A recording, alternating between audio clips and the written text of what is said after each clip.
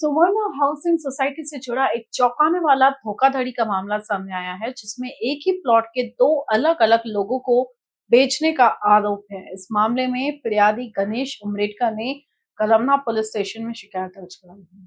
Police से milli जानकारी के अनुसार society के तत्कालीन अध्यक्ष ज्ञानेश्वर ढेपे और उनके निधन के बाद बने अध्यक्ष विनोद पराते ने मिलकर प्लॉट नंबर 55 पहले गणेश उमरेडकर को बेचा। हालांकि बाद में यही प्लॉट किसी अन्य व्यक्ति को भी बेच दिया गया।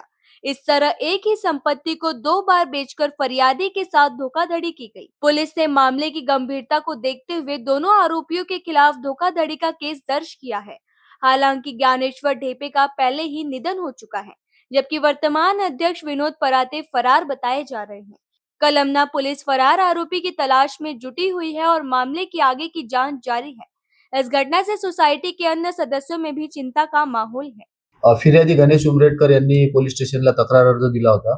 त्या तक्रार अर्जामध्ये त्यांनी नमूद केलं होतं की सुवर्ण हाऊसिंग सोसायटीचे अध्यक्ष ज्ञानेश्वर ढेपे आणि त्यांच्यानंतर त्यांचा मृत्यू झाल्यानंतर त्याचे अध्यक्ष झालेले विनोद पराते या दोघांनी मिळून संगनमत करून त्यांना त्यांचा प्लॉट क्रमांक 55 हा पूर्वी त्यांना विक्री केला होता आणि त्यानंतर सदरचा प्लॉट या दोघांनी संगनमत करून दुसऱ्या एका व्यक्तीला विकलेला आहे आणि एकच प्लॉट दोनदा विकून फिर्यादी गणेश उमरेडकर यांची फसवणूक केलेली आहे। यात दोन आरोपी आहेत, ज्ञानेश्वर ढेपे आणि विनोद पराते।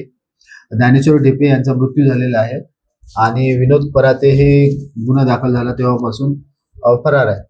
हा सुवर्ण हाऊसिंग सोसायटीचा 600 स्क्वेअर फीटचा प्लॉट आहे आणि यात अधिक आरोपी असण्याची शक्यता नाही, कारण विनोद पराते म्हणजे ज्ञानेश्वर ढेपे यांच्या मृत्यूनंतर जे विनोद पराते अध्यक्ष झाले यांनीच हा फ्रॉड केला असल्याचे आतापर्यंतच्या तपासात चौकशीत निष्पन्न होते।